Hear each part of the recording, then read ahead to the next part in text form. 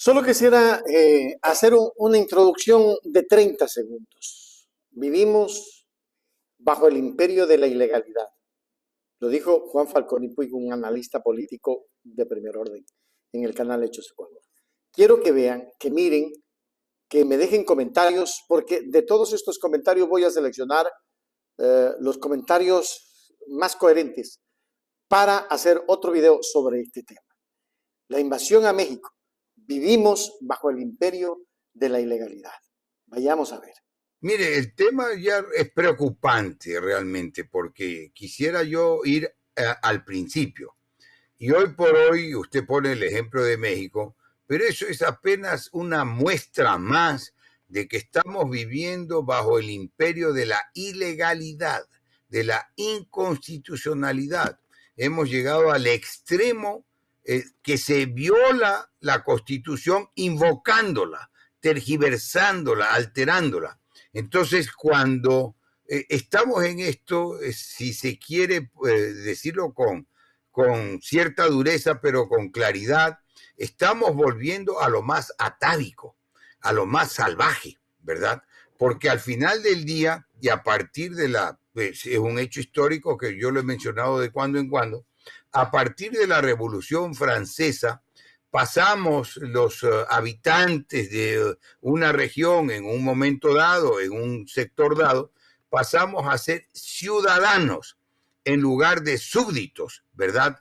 Estamos volviendo a la época en el que el rey, pero ahora no se llama rey, se llama de cualquier otra manera, porque a veces no es ni siquiera el presidente el que está mandando.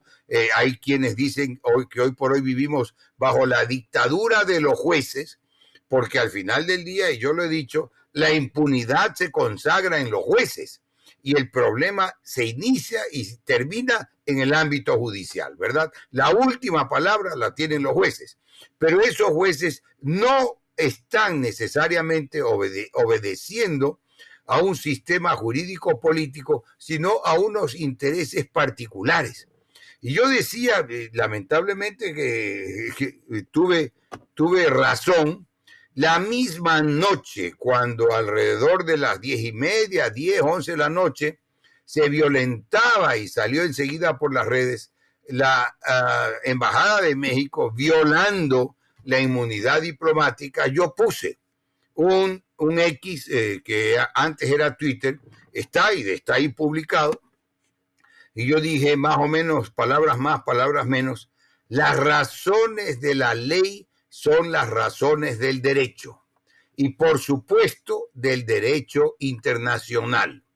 Y en ese ámbito tendrá que responder Ecuador por la arbitrariedad cometida con la Embajada de México.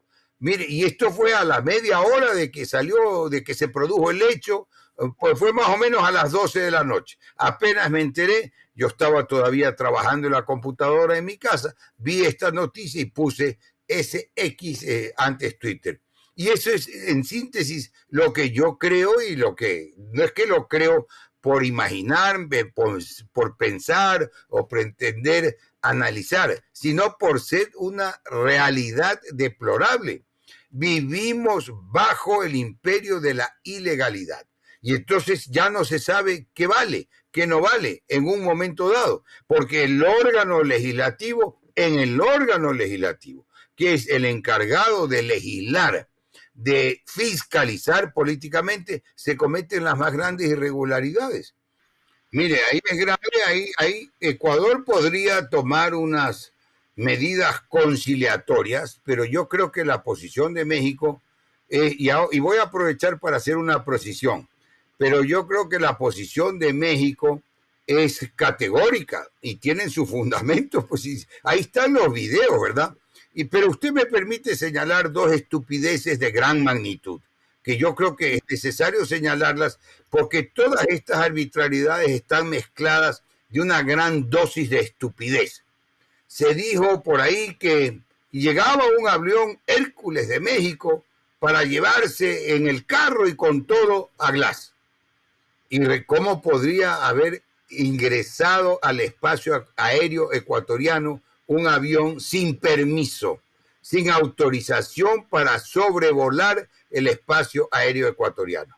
Eso, y ya ocurrió alguna vez, creo que derribaron un avión coreano. Si no me equivoco, derribaron un avión de pasajeros con pasajeros adentro, coreano, porque había violado el espacio aéreo. No quiero dar, me acuerdo de esto, y creo que el espacio aéreo era de algún lugar de la República Socialista Soviética. No estoy 100% seguro, hago la reserva.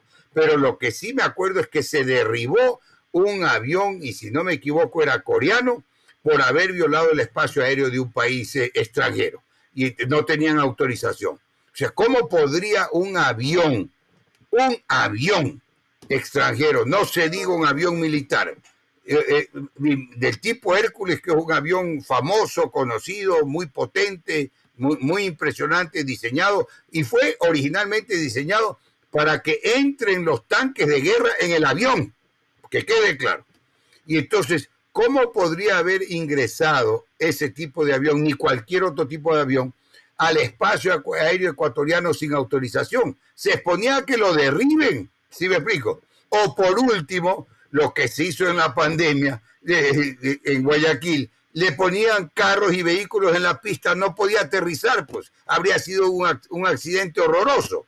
Pero lo que sí está implícito en semejante estupidez de haber dicho que venía el avión, era que tenían información, que tenían mensajes, que tenían así, que tenían, como dijo el ex secretario de Comunicación Isurieta, que tenían unos mensajes que decían, ya vamos, espéranos, ya te llevamos, etc.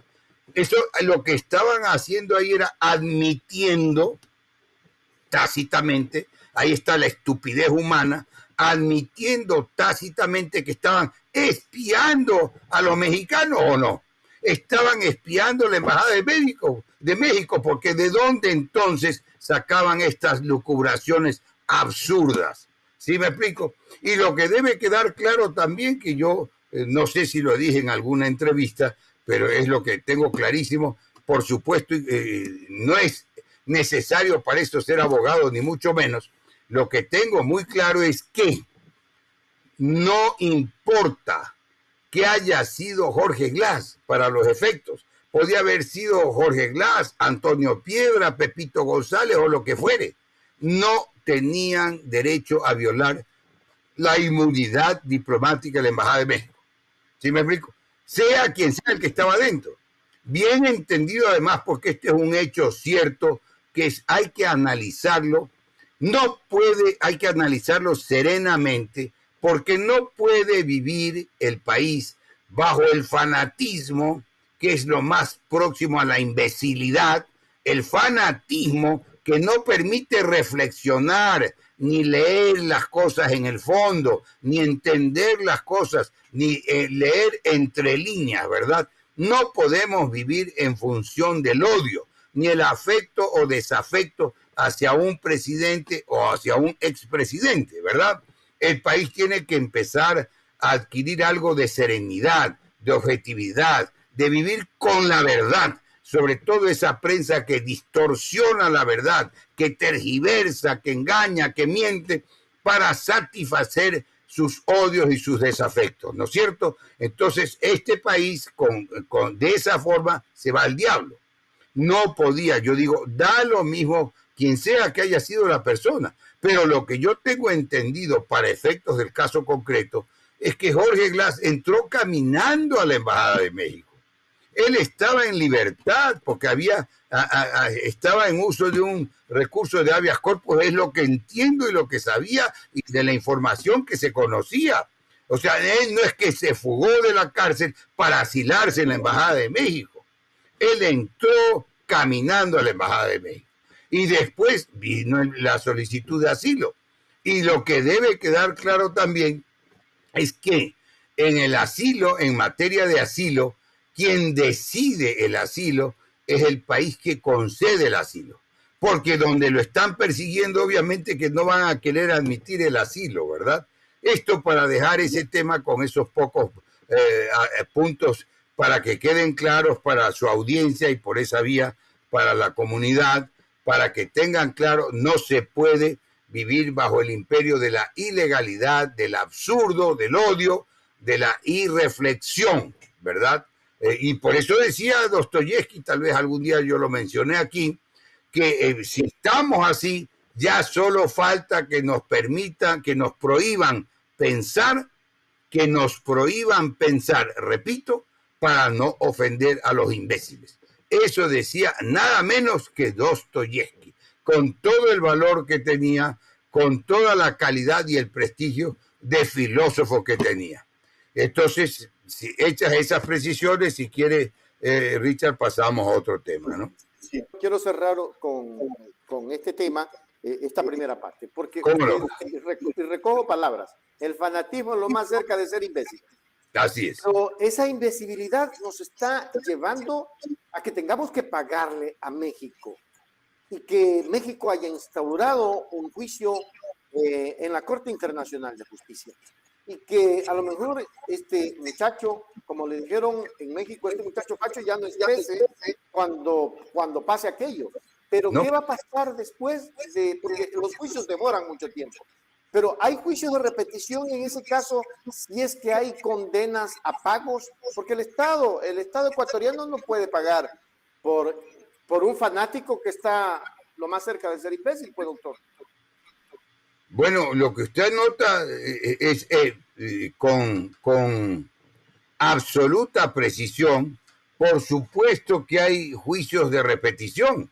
Y en realidad que es un tema muy expedito, muy rápido, la repetición, cuando el Estado o cualquier órgano del Estado es obligado, que es frecuente, a pagar una indemnización por cualquier concepto y hay un funcionario responsable, el Estado está obligado. Y ahí entra en juego la Contraloría también, pues que también tiene que dirigirse por una línea vertical y no por las conveniencias, por los intereses coyunturales, ¿verdad? Tiene que obligatoriamente repetir. Con repetir, para que la audiencia lo tenga claro, lo que se significa es que si el Estado pagó, tiene que acudir y demandar, reclamar del funcionario responsable de haber causado que el Estado tenga que hacer un pago cuando no debió producirse, para que ese funcionario responsable de ese hecho devuelva ese dinero al Estado. Ese es lo que se conoce como la repetición. Se lo conoce y está previsto en la ley de esa manera. El Estado está obligado, digamos que el Estado paga ahora una indemnización o de las muchas que ha tenido que pagar en cualquier momento, está obligado a repetir, esto es, reclamar al funcionario causante de esa indemnización que ha pagado el Estado para que el Estado, que al final del día es los dineros de todo el pueblo ecuatoriano, recupere ese valor que un irresponsable o un funcionario desconocedor o de mala fe o de por cualquier motivo cometió una acción que obligó al Estado a pagar una indemnización. Eso es obligatorio, no es opcional, no es que si se quiere o no se quiere, que depende del buen criterio del funcionario de turno, no, es mandatorio. Tiene que el Estado reconocer y pagar esa indemnización que le tocó pagar al Estado. Tiene que reclamarla del causante. Eso es clarísimo, Richard, eso no admite discusión. Ya lo vimos, ya vimos. Esto es lo que tenemos ecuatorianos. Lamentablemente hay que comenzar a trabajar por un país que necesita ser recuperado desde su institucionalidad. Suscríbase ahora. El canal de la información.